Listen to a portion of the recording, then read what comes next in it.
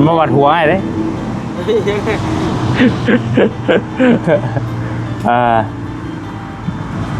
ไม่ให้เปียกล่ะไม่ให้นิ้วสิเปียกเจ้ามาป้าปดมาไปก่อนพี่น้องมาโธ่ทักทายสบายดียามค่ำเปิดผ้าเปิดคลิปมาบัดนี้แกโอ้ยสงสิเป็นแต่แซ่บแต่นัวอยู่ดอกพี่น้องเอ้ย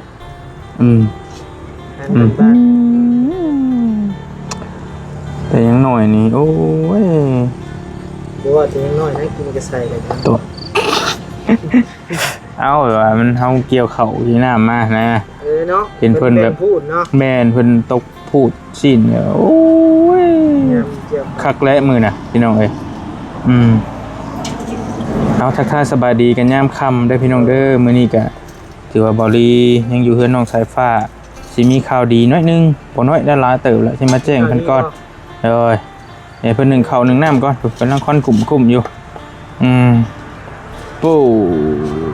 ฝนกันลิ้นเอาติ๊บนั่นเลยยังนะครับมาจกใส่พอดีน้องนิ้วเพิ่นว่ามีเมนูพิเศษมื้อนี้สิเอามาเลี้ยงว่าซะซื้อมาเท่าไหร่อันนี้โลนึงบ่คือบ่ฮอด100,000เกือบ200 บาทพอดีละโลนึงก็บ่เบิดดอกเดี๋ยวมี3ได้ฮอดโลมี4คนสายฟ้ากับบ่อยู่บ่แม่นบุญทวีกับบ่อยู่มันเข้าในบ้านอีกแล้วว่าซั่นก็ไปเอาเครื่องเอาของก่อนว่าซั่นมาส่งหมู่เพิ่นยังอยู่แต่บักน้องคือเก่าพี่น้องบักน้องคือฟ้าคนก็โอ้ลิ้นแฉะสร้างอยู่นำมีพอสร้างอยู่สร้างเราอยู่บายดีด้วยฮะยกข่าวกันเลยว่าดีเมนข้อมเจ้าอยู่ดอกทานได้ชื่อมาเบิร์ดชอบนึงเราบอกลูกอันนั่นเลยฮะชอบนึงเบิร์ดเลยไว้ดีไอ้ยามันแหละสอบ30,000 กีบสอบหนึ่งประมาณ40 กว่าบาทพี่น้องประมาณ40 บาทประมาณนี้สอบหนึ่งนี่เป็นเงินบาทก็ได้แต่อยู่ไทยโอ้บ่ได้มันเป็นร้อยผมบ่ได้ซื้อขายลูกชิ้นตอนทานไทยบ่ทานไทยบ่มันอยู่ในเมืองเด้มันได้แพงนี่เฮ็ดเมนูยังนี่น้องกล้าว่ะซอยจับมันยังใส่ฟ้าซอยจับไอเอ็มมันติดบ่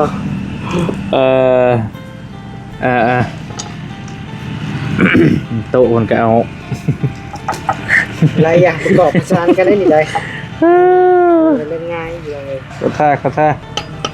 เป็นพ่อครัวว่ะเป็นพ่อครัวได้เลยน้องนิวนี่บ่มีเมนูละมันนี่เนาะเมนูมันเรื่อยแหละพุ่นเอาเมนูใหม่ซะแล้วก็กอยแจ่วคมๆก้อยดีแม่ไม่ต้องหายได้ครับชีวิตอยู่หั่นแล้วดีเป็นแม่ไม่ต้องหายนะทำไมให้นะนี่อันนี้บีชื่ออะไรฮะแม่นบ่คือเขาแจกเลยเขาแจกใส่อันนี้เลยบีของแม่เป็นไห้กวนใหญ่กว่านี้เดี๋ยวก็เป็นชี้หนึ่งอีกโมเมนต์ชี้นี้โมเมนต์นี่บ่อย่ายันอยู่ในพุทธยังไปเอาแล้วมาด้วยก็แล้วกันเดี๋ยวสัมผัสกันมีเมนูพิเศษวันนี้จกไว้ก็ให้เข่ากันเลยขึ้นนั่นแล้วแท้นี่พอแล้วก็แข่งฝนใช่เลยมองน้ำเขาก็ได้พี่น้องเลยแต่ว่าโชคดีมีหลังคาป้าโตแม่ถ้าบนหลังคาน้องคนบ่เลี้ยวเนี่ยก็บูได้เป็นไงสิพากันหาหมองอยู่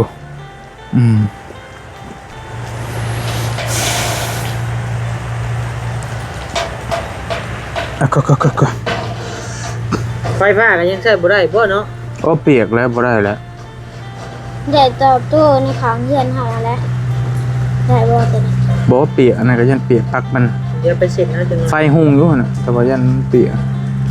ไฟน้ำปักแล้วนี่เห็นบ่แดงเห็น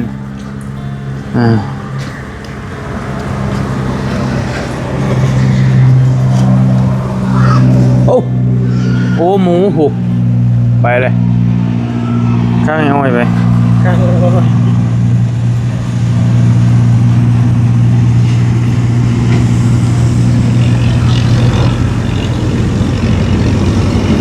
อุ่นข้าวเย็นลายเลยมาแล้วเอามาใส่กันลูกละ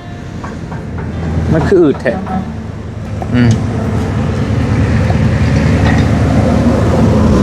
กินดิบบ่กินดิบเป็นอยู่บ่ฮะเคยกินดิบอยู่บ่แม่นยังที่เจ้าบ่กินอาหารที่เจ้าบ่กินอาหารที่เจ้าบ่กิน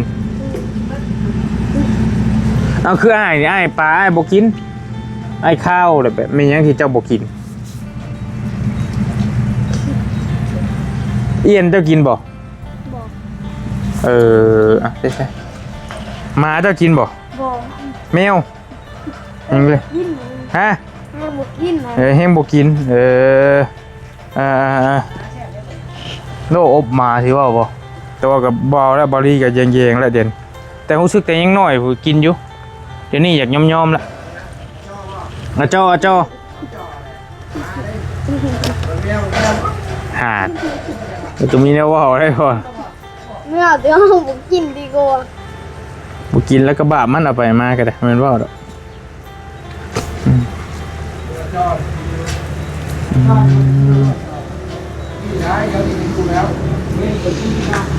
เดี๋ยวนี้กินคือกันเดี๋ยวนี้ข้างยังไงคือเก่าบ่บรรยากาศฝนลิ้นๆนะพี่น้องเด้ออยู่เฮือนน้องสายฟ้าอายุ4 นุ่มคือเก่ามันนี่ก็ได้4 นุ่มชุ่มใจเนาะมีแต่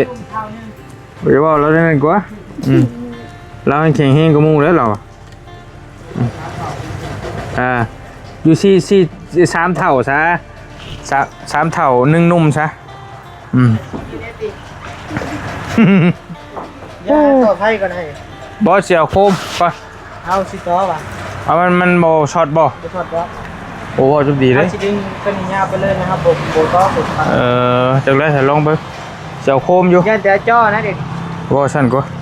เสียวโคมมานั่งคุยกับสายฟ้าก็จะเบิ่งไปช็อตได้หาเว้ยไปอยู่ทีบเด้อคุณมีเพชรช่วยได้หอมยักษ์อันนี้อ่ะโอเคเก็บขนมไหมนะขนมไหมมากินนี่กินจากอันนี้โอ้ยเดินยังเด้อเอาไว้พี่กันโอเคปนลิ้นอีกเลยขออนุญาตหลายๆอันนี้ไม่สัมภาษณ์นี่อันนี้น้องนิวอันเบิ้งให้นี่แป๊บนึงเด้อกวนได้อยู่ปะในมุมเลยเนาะฝนตกพี่น้องเอ้ยฮะขึ้นหรือบ่เดี๋ยวนะบ่ได้บ่เปิดเลยบ่เปิดเลยได้เปิดกล้องแล้วกันว่านั่นคือลิงขี่ช่างนะเขาจะว่าโตงามเนาะไอโตงามมิลิใส่ฝนกับมาแล้วบัดนี้อันนี้นี่ห้องท่องก่อนอ้วนเนี่ยอ้วนครับว่าฉันนี่เด้อพ่อตกเลยได้ฮะห้องท่องก่อนเอากินเอามาเห็นพวกนุ่มเพื่อนเจ้ายาเพื่อนตายทุกหอดยามไผ่มันเลยยกแล้วเก็บไปเลยแล้วเผาไปเลยนี่เอาจอดนี่เต็งไว้ผลลิ้นนี่แหละพี่น้องเลยอยากรู้แต่โทรศัพท์มันเป็นแล้วนี่นะมันเวียนแบบไปอยู่ที่เก่ามากก็ยังตัวกองมายามนี่ไปอยู่อยู่ว่าว่ะเลยเกิดคนนี้ไปก็ได้เบิ้ลตามไปวันที่เท่านี้แน่ไม่ได้คนแม่นนี่ถ้าไปถึง3 มื้อนี่จะโค้ข้ามโค้แล้วผมอุตุบอกว่าพายุจะเข้า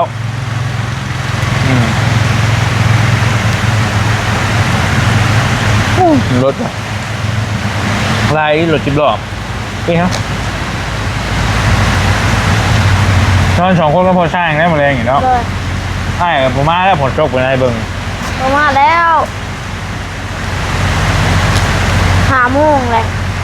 นี่6 โมงเหรอ6 โมงเลยเฮ้ยอาจจะ5 โมงครึ่งนึงแต่ว่ามันไวนี่เนาะคำไวเนาะมืดไว้อย่ามามันมีไฟฟ้า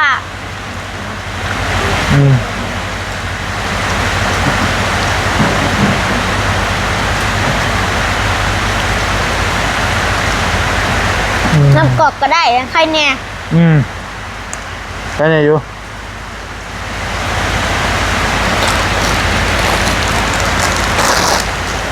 เอาป่ะไอ้ป่ะไปดูมีเด้อ ก็อะ เอากินให้ เอา มัน กิ อิ่ น ม กับอันนี้เขา กินกับไมโลนี่ป่ะ เลยปันกันจะจุกห้องพละอัน ช่องนึง เลย กินเลย เอาก โอ้เดี๋ยวนะ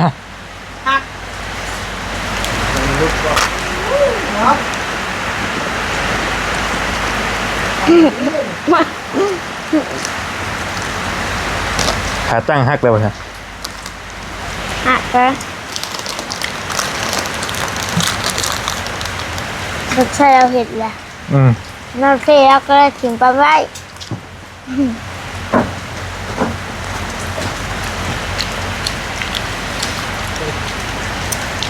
เพิ่มท่านว่า ได้ป่ะ ได้ยุอันนี้ เกิดเหตุบกคาดคิดได้ยังไง เห็นเห็นว่าบอเตียงแล้วนั่งกินข้าว ไอเตียงกับปีน มึงเอาตัวนึกว่าไปใช่เป็นเหตุบกคาดคิดไปใช่ มีคลาสสิกลังเยอะแบบ มาข้าวพริก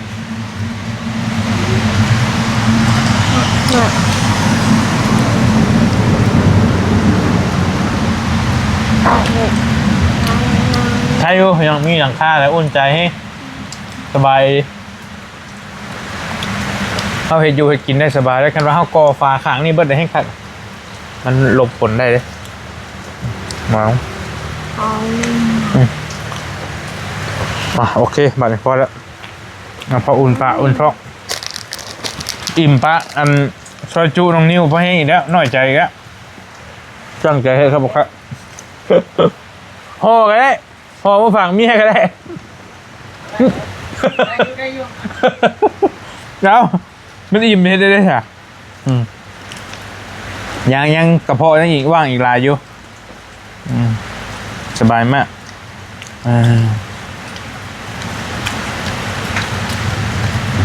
พอดีไอ้มีข่าวดีมาแจ้งเจ้าอีกเด้อมากินกันนี่กาปากอยู่เอ้ย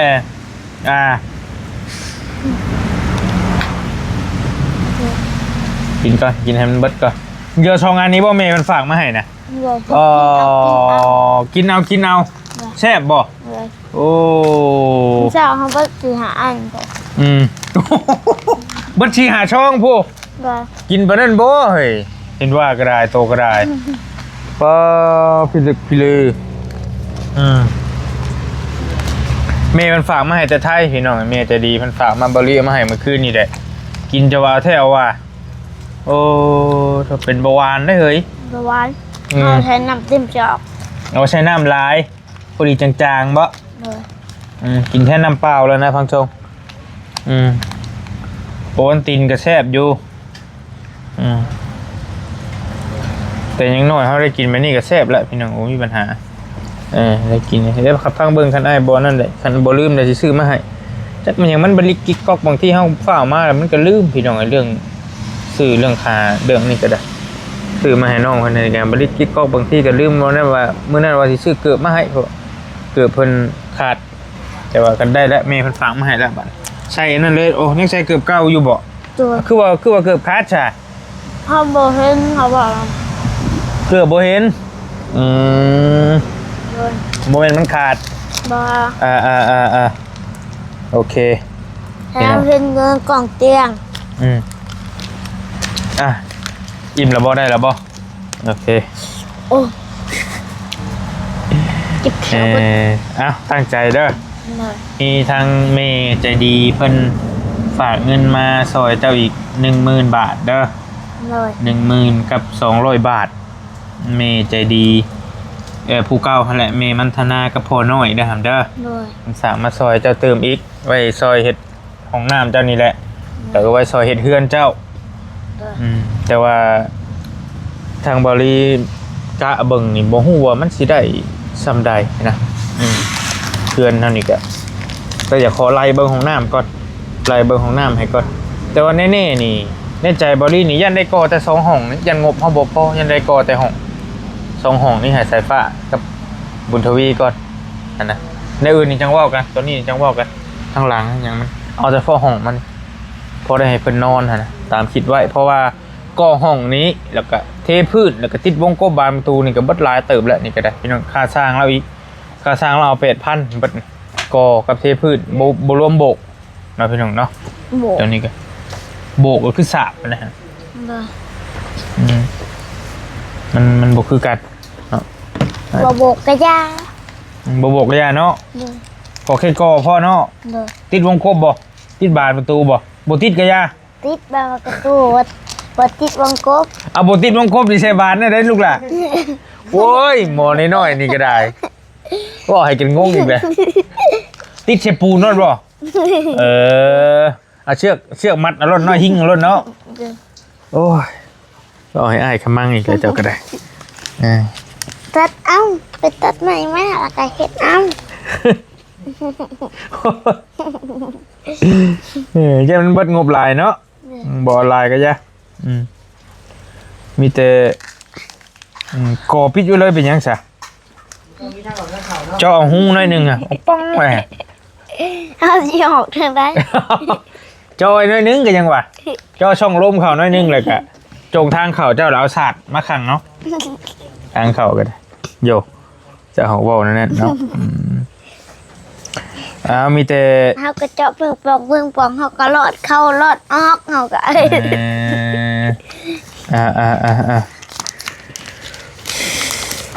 เสียเงินมาให้เจ้านกมือเขามาขอบใจเพิ่นก่อนเด้อ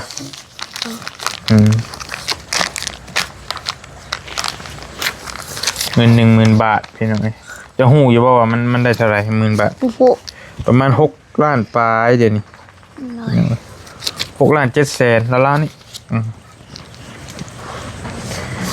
พี่น้องหลายคนว่าบอลี่เพิ่นบางคนยันพี่น้องเพิ่นยันเบิ่งคลิปบ่จบหั่นนะส่วนว่าคือบ่เอาเงินไว้นำบอลี่โดดบ่ต้องเอาไว้ให้น้องก็อย่าอันนี้บอลี่ก็บ่ได้เอาให้ไว้ให้น้องเพิ่นนะพี่น้องเอ้ยเอาให้น้องเพิ่นจับซื่อๆจับให้รับรู้นํกันว่าเงินนี่ฮอดมือน้องแล้วก็ให้น้องเพิ่นนบมือเขามาขอบใจทางผู้ใหญ่ใจดีเพิ่นเนาะเพราะว่าบอลี่บ่เอาไว้อยู่แล้วเอาไว้ถึงเอาไว้ให้เจ้าสิเอาบ่เอาคือเก่าน้องเพิ่นยันรักษาบ่ได้บอลี่เคยถามแล้วแต่ก่อนเงิน10 ล้านที่เมย์เพิ่นฝากมาเฮ็ดหลังคานี่แหละเคยเอาไว้ให้น้องเพิ่นบอกว่าเอาแสนนึงพอเอาบ่หลายเพิ่นน่ะ เฮาอยากได้ใช้ซื้อซิมว่าจักตอนนั้นอันนี้มีแต่เมย์เพิ่นฝากมาตื่มอีกเด้อ10,000กับ200 บาทเพิ่นฝากมา$300มันได้อยู่10,000กับ200 บาทพี่น้องก็ตีไป10,000ซะเพื่อเฮาโอนแล้วคือหักค่าธรรมเนียมอีก10,000นึงเพิ่นหัก200คันถอนอยู่ลาวถ้าบริขามอยู่ไทยแล้วเขาไปถอนอยู่ไทยแล้วก็ใครอยู่กับปกติเองแต่ว่าถอนอยู่ลาวแล้วเพิ่นยังมีเงื่อนไขหลายแล้วก็เพิ่นอยากฮักลายเฮงอยู่นี่อยู่ลาวเขาก็ได้เนาะมีแต่บริก็สิพิจารณาเบิ่งอยากเล็งห้องน้ำนี่ให้มันแล้วก่อนแล้วก็จังสิมาไล่เบิ่งเงินเบิ่งทองรู้สึกว่ามันยังมีน้ำบ่อยาวอีกอยู่น้ำบ่อยาวก็ยังเหลืออยู่คือบ่ยาวยังบ่ยาวจ่ายให้พ่อสร้างบ่ยาวจ่ายให้พ่อสร้างอยู่แต่ว่าเราบ่ได้จ่ายเบิดพ่อสร้างเราบ่เอาได้ยินน้ำบ่อยาวว่ามีเงิน10 ล้านนี่แหละถ้าจำบ่ผิดมีเงิน10 ล้านแหละเพิ่นสิมาจ่ายให้พ่อสร้างน่ะประมาณ5 ล้านปลายแล้วมันก็ยังเหลืออยู่ประมาณ4 ล้านปลายๆนี่นะแล้วก็เอาสิได้รวบรวมกันมาเฮ็ดตัวนี้ต่อเนาะเอาตัว2ห้องนี้ก็โตก็บ่ได้จังเว้ากันยันมันบ่พอแต่ได้มันก็ยันบ่พออยู่แล้วบ่รีบเบิ่งก็ได้โธ่ทำเอ้ยคนฟ้าแห้งเข้าบัดนกมือจับก่อนฮอดมือน้องเพิ่นละเด้อเนาะนกมือเด้อบัดนี้น่าสิพาเว้าเด้อขอบคุญขอบคุณพ่อน้อยแล้วก็เมมันธนาเด้อโธ่จะได้ยินอยู่บ่บัดนี้ขอบคุญขอบคุณเด้อพ่อน้อยเมมันธนาที่โอนเงินมาซอยน้องสายฟ้ากับบุญทวีให้เจ้าอยู่ดีมีแห้งให้โชคให้มานให้ร่ำให้รวยปรารถนาสิ่งใดให้เจ้าได้สิ่งนั้นสมความปรารถนาอยู่ดีมีแห้งร่ำรวยอย่าเจ็บอย่าจนอย่าคัดอย่าสนเดินทางขึ้นเหนือลงใต้ให้มีแต่คนหักให้มีแต่คนแพงอยู่ดีมีแห้งร่ำรวยสาธุปาธุ ถ่ายรูปกันค่ะนี่จับสิเบิกกล้องมานี่ ในวันนี้คุณได้มาถ่าย ได้นี่1 2 3แชะ1 2 3แชะโอเคได้แล้วไปใช้หน่อยเดียว ไปกู จ้างบ่ไม่ให้เปียกนะครับมาก่อนโอ้ยรถที่ชนกับโบไม่ง่ายนะก็ได้เดินมาก่อนโอ้ยฝุ่นผ้าแห้งเดี๋ยวมันก็เด้อค่อยลูกละปอต่อพี่น้องเอ้ยบังตกได้หามเอ้ยบุกขึ้นกันยังนะ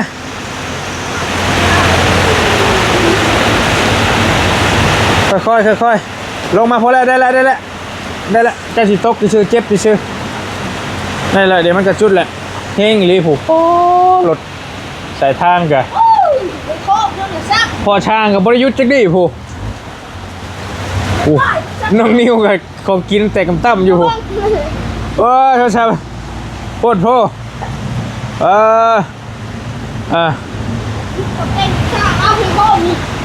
ฮะไปโคมใหม่ได้นี่ไปโคมเมย์พันพางมาให้ได้นี่โอ้ยนี่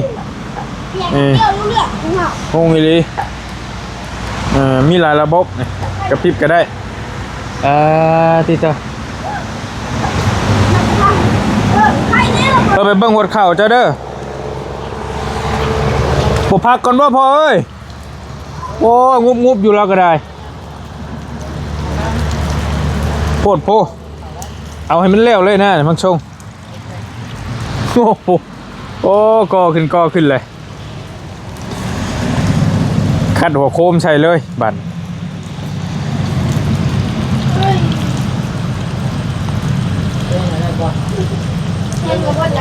แห้งกระจายเบิด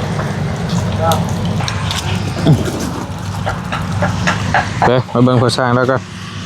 โอ้ยปวดโพจังแล้วไว้โน่รู้จะเข้านี่เลยเดยฮึบ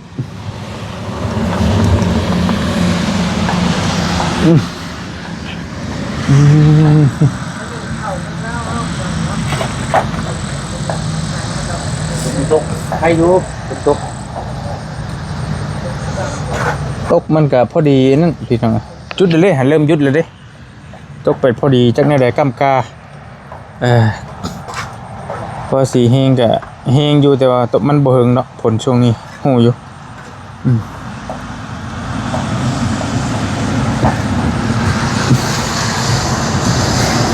ขัดหัวโคมใส่เลยแล้วก็ได้ขึ้นก็ขึ้นแต่มันนานแห้งเนี่ยจังหน่อยแหละมันถึกฝนพี่น้อง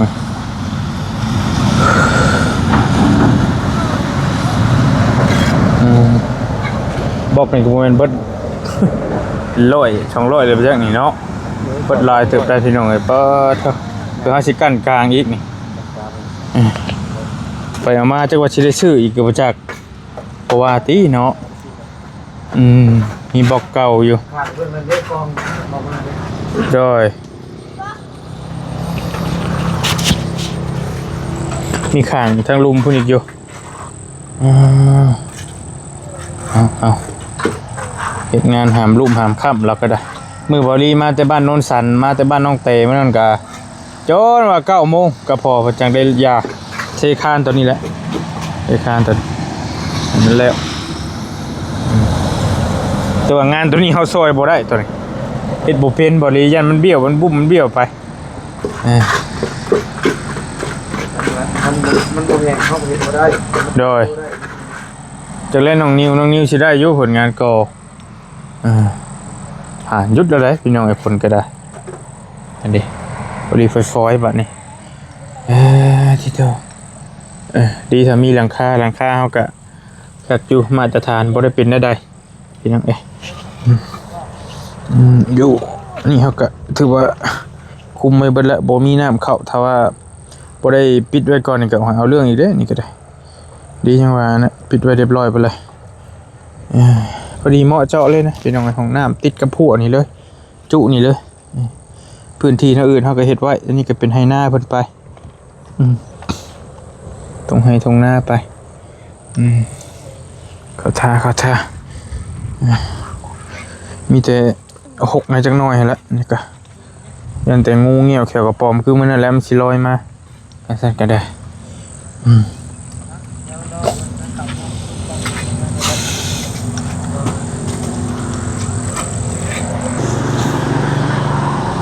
มา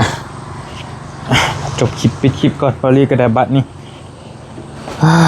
ฝนก็จ้าได้พี่น้องไงลบไปลบมาฝนนี่ก็ได้ตกลายเถื่อมันพายุเข้าเปียกไปเลยนี่มีแต่ประมาณนี้ได้บริกะมาแจ้งทางน้องสายฟ้าแล้วก็แจ้งพี่แจ้งน้องเรื่องเฮือนน้องสายฟ้าน้องบุญทวีพี่น้องตอนนี้งบ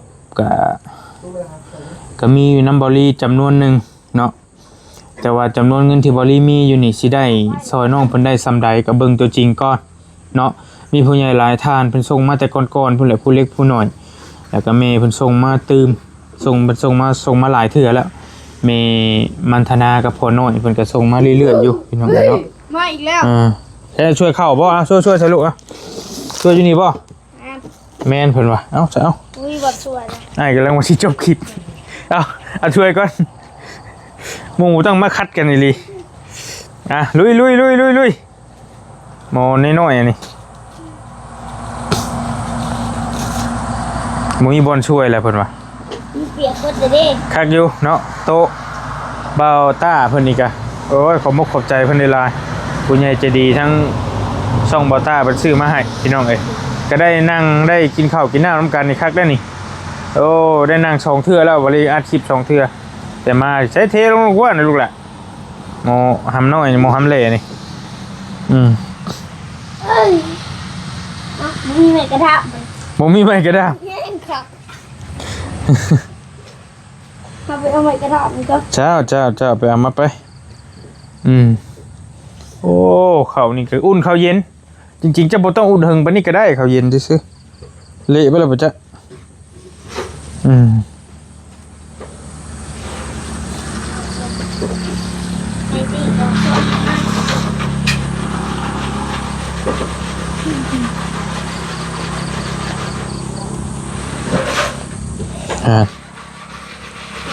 อันนี้ก็บ่าวย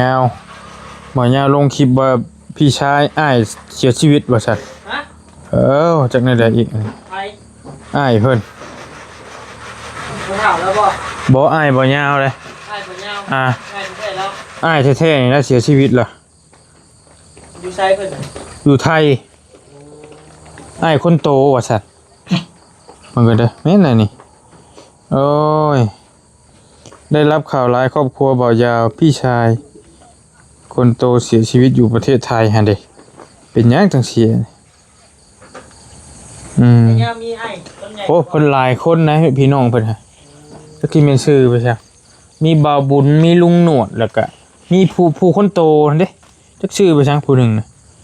มีหลายคนนะไอ้น้องแล้วนะมีบ่าวยาวบ่าวบุญลุงหนวดแล้วก็อ้ายเพิ่นอีชื่อไปซะผู้หนึ่งเสียชีวิตแล้วว่าจักเป็นได้ต้นปลายสาเหตุกะบ่ทันฮู้อ้ายบ่ยาวเสียชีวิตอยู่ไทยว่าซั่นเอ้ยนะเป็นได้เนาะหอดมือมันอีหลีโลฮอดแฮงอะลิเป็นไปใช่พอแล้วลูกหล่ะพอแล้วติบข้าวมาใส่